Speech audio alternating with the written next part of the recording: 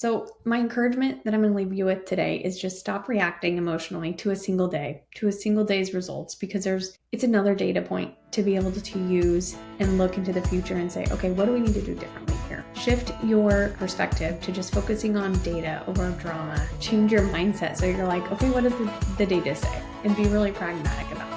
So even if you have some Monday that just was not what you expected, it doesn't mean you're failing. One strong Saturday doesn't mean you've made it either. So it's really about the whole story and the long game. Welcome to the Entrepreneur's Blueprint. I'm Courtney Cook, founder of Monarch COO, where I help mission-driven entrepreneurs grow their businesses. Each week, I sit down with inspiring entrepreneurs to explore the stories behind their successes and challenges. Whether you're just dreaming of starting a business or already building one, this podcast is here to show you that entrepreneurship is more attainable than it might seem, with insights for every stage of the journey. Let's dive in to today's conversation and see what it takes to build a business. Okay, today is my first solo episode. I'm nervous. I'm not too sure what to expect here, so I'm hoping, maybe to be doing this every other week is what this might turn into. So we'll see how it goes. I would love your feedback. Leave me a review and let me know what you think of this format. I would love to hear it. So today I'm hoping to just kind of use these solo episodes as just a way to kind of say, here's what I would share if we were having coffee together. Okay, so today I want to talk a little bit about why sales pacing matters more than you think and what is sales pacing. So just kind of like to get us jump started. I once worked with a founder who she was completely convinced that her launch was tanking because sales on day 2 were half of what she had hoped. But by day 10, she was actually ahead of her target. She just didn't realize that it was ahead because she wasn't looking at the pacing the right way. So we're going to talk about how to track sales pacing, why I think a cumulative tracking method is superior, and how to use this to plan better product launches and promotional periods, things like that. So in simple terms, your sales pacing is really checking where you are versus where you planned to be. So daily sales numbers, they're just a point in time, and it's not really going to tell you the whole story. It can be really misleading as to like what your reality is. So it's kind of like running a marathon. If you look at your pace at mile 2, you're probably going to panic like, oh my gosh, I'm not going to do this. But if you track mile by mile against your pace, you'll know whether or not you're going to finish strong. So my encouragement is just really, you're in it for the long game. If you get too hung up on what's like this moment look like, you're probably going to derail yourself, just start spiraling. So you're in it for the long game. As long as you know kind of where you're tracking to, you know when you need to make a decision on, okay, we need to change gears here, or this is obviously not working, or oh my gosh, this is blowing things out of the water. We had no idea it was going to go this way. So, for example, one of the experiences I have had is a planner launch where you're launching a planner across a given week and you have this whole week, and you can look historically, what have we done in the full week to know what we should anticipate this year's planner launch to be. Now, one thing I see in the economy is like, certain days of the week used to be bigger than others. Brand to brand, I noticed days of the week can change. Monday and Tuesday is generally like the biggest, like, okay, we're going for it. But maybe you've trained your customers to expect a launch on a Friday. I don't know. I'm just throwing something out there. That could be the case. But you're in it for that full week. So where are you tracking to? What do you want the end of the week to be? And then at the daily level, you can even go hourly on day 1. Just because I know, initially that day, those days are really important. Each day kind of has a different job to do, but on day 1, you can even back up to hourly sales because for certain brands or certain products, those first few hours of launch are really, really critical for how everything else is going to be long-term. Day 2, you probably don't need to do hourly tracking, but it's definitely something to consider. If you start overreacting to what you're seeing, you can probably start reducing your prices sooner than you should. Like, are there other levers besides like, let's not just start a new discount right now? Those things can really, really hurt you. So I have a client that I'm managing the whole promotional calendar, and we're doing things a lot differently than we have. So, for instance, there was a launch in early August, and we're holding on to that product and we're holding on to it till late August. So, I know right now for August, we're behind, but that's to be expected. And we have to just kind of weather this because it's the right thing to do for the customer and what those customers come to us for, and the timing of it, it just needs to be delayed. And so, what I don't want to do is, just because we're behind in August right now, doesn't mean that that's the way the rest of this year is going to be, or like that is to be expected, but we're tracking against that. And that's what's really critical. Okay, so I'm going to share my screen real quick. We're going to just look at an example. So I had mentioned earlier that I think cumulative pacing is by far the thing to track. So what that looks like is, well, first we're going to track, okay, on a graph, if you're measuring out your daily levels of sales. So this is your dollars on this axis, and then this is your date. So day 1, 2, 3, 4, and 5, let's say. So day 1, you were here. Day 2, you were here. Day 3, you were here. Day 4, you're here. And day 5, you were here. So we have this line of here's how we are tracking. So we know our day to day, like what were the dollars that we drove. But what this looks like cumulatively, which is where I really recommend, let's look at this. So 1, 2, 3, 4, and 5 again. Cumulative, we start, okay, let's say this is day 1 sales. And then day 2, we take day 1, or for the second one, we're going to take day 1 sales plus day 2 sales. So we're going to move it up here. And then for day 3 sales, we're going to start where we ended day 2, and we're going to add day 3 sales. And then for day 4, we're going to take day 3 sales and add what we saw on day 4. And then day 5, we'll do the same thing.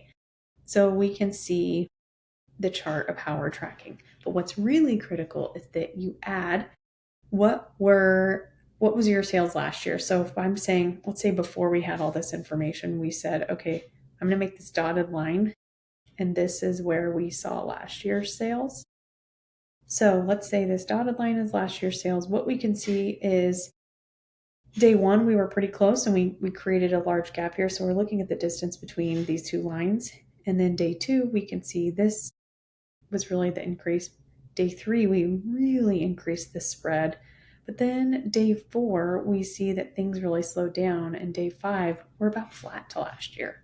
We really dropped off. So again, this is why it's important to say, where are we in the long game? So day 3, you could make the assumption that we're like, oh my gosh, we're going to just blow things out of the water. We lift our foot off the pedal. And then by day 5, we're basically flat to last year. Maybe that was a plan, so that's great. And who knows what those levers are.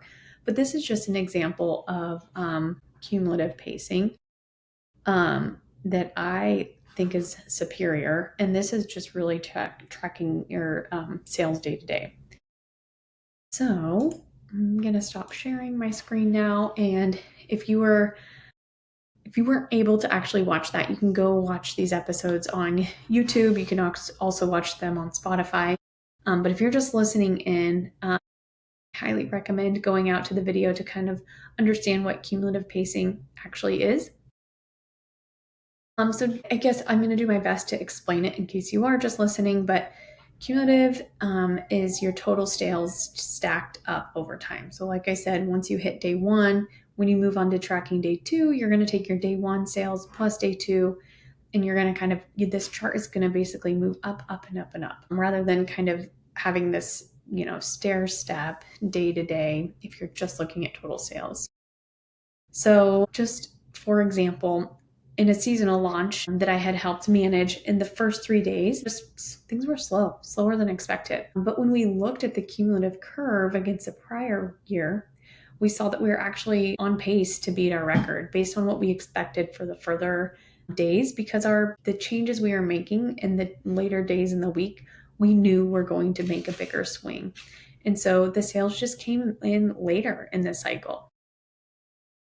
So cumulative pacing can really help you in real time for a variety of reasons. One, you can spot trends early. You can see, whoa, we were way further behind than I expected to be at this time. I guess one thing I didn't show was on that cumulative chart, you can put last year's numbers, but then you can also put in here, what's our plan? Actually, I should have just showed that entirely. I'm going to share my screen again.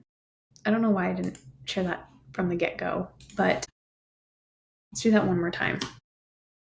I'm going to change this graph right here. We're going to not worry about this section here. So just ignore it. Okay. So on day one, or let's make this top chart. This is our plan. So I'm going to make our plan in a dotted line. So let's say, okay, day one, we expect to get, almost 50% of our sales. Day two, might need this chart to be, we're going to get, another big swing here. Day three, we're here. Day four, we're up. And then day five, we have a final push. And so we can see that this is our sales plan, let's say. And I'm going to just dot this line. And again, if you're not watching this, basically it goes up, up, and up, and up. And then we're going to layer on here our actual sales. So let's say, okay, we actually hit the ground running on day one. Day two, we are a little bit behind. So we're now flat to last year. Day three, we, had another little boost. So we see that here. In day four, we were tracking pretty similarly.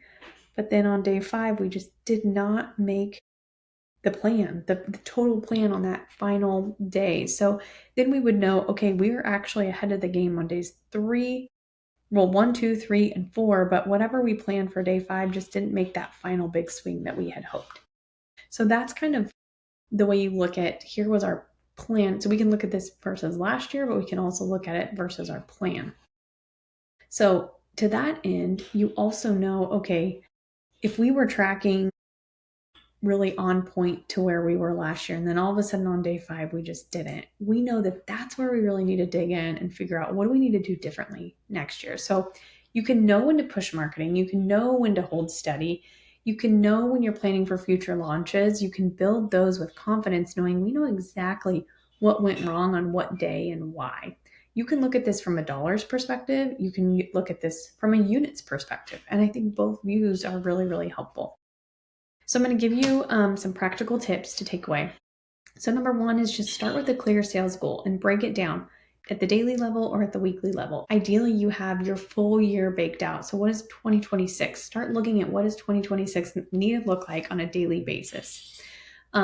Track your cumulative sales daily against your goal line. So maybe you only update this data once a week, but track it.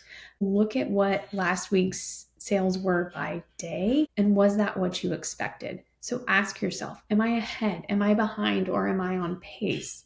Not just what did I sell today? So are you tracking 100% to your goal? Are you hitting your goal at this point in the year? Or are you behind? Don't get so concerned about what did I sell today. Use this pacing to guide your decisions. So do we need to change our email timing or our ad spend or our forecasting? I like to personally do this in Google Sheets, and I just download data straight from Shopify and upload it. And this is something that I can help you with. So if you don't have this built, reach out to me and let me help you, because I've done this so many times now. I have it in a template where it's just super easy to build in for you. You don't have to figure this out on your own. And if you do have the chops to do it, this is exactly why I'm giving you this information. Please go do it, because it's really important for your business. So my encouragement that I'm going to leave you with today is just stop reacting emotionally to a single day, to a single day's results, because it's another data point to be able to use and look into the future and say, okay, what do we need to do differently here? Shift your perspective to just focusing on data over drama. Change your mindset so you're like, okay, what does the data say? And be really pragmatic about that. So even if you have some Monday that just was not what you expected, it doesn't mean you're failing. One strong Saturday doesn't mean you've made it either. So it's really about the whole story and the long game. So just a quick recap of what we talked about. Really what goes into it is your planning, and look at it cumulatively. Go in it with clarity, with your whole team. Make sure you're all holding hands on what your goal is and what you're trying to achieve. And on the other side, you'll come out with a lot of confidence of how you need to proceed in the future. So I encourage you to apply this to your next product launch. Maybe apply it to what you're planning for September, or even better, work in September. How about you work on what your Q4 needs to look like day by day? If you want to go deeper on building the kind of systems that keep your business steady, please go follow me on Instagram and LinkedIn, where I share tips like this every week. If this is something you want to talk a little bit more about, I would be happy to have a conversation with you and we can just talk shop, like no strings attached. Let's just talk shop about what are you experiencing. I would love nothing more than that. So if you enjoyed this episode, please leave me a review and let me know specifically, like, what's your thoughts on these solo episodes? I would love to hear what you think. Let me know if you have any topics in mind that you're really wanting to focus in on or hone in. I'm always willing to hear feedback and provide more and more content and resources for you to help your team. Well, with that, I hope you have a great rest of your week. Thanks for tuning in to this episode of the Entrepreneur's Blueprint. I hope you found inspiration and insights to fuel your entrepreneurial journey. If you're looking for support in building or scaling your business profitably, visit my website or send me an email to learn more about how I help mission-driven businesses become more profitable, proactive, and efficient. If you enjoyed today's episode, please take a moment to leave a review on Spotify or Apple Podcasts. It really helps other entrepreneurs discover the show, and it would mean so much to me as well. Until next time, keep building, keep dreaming, and keep going.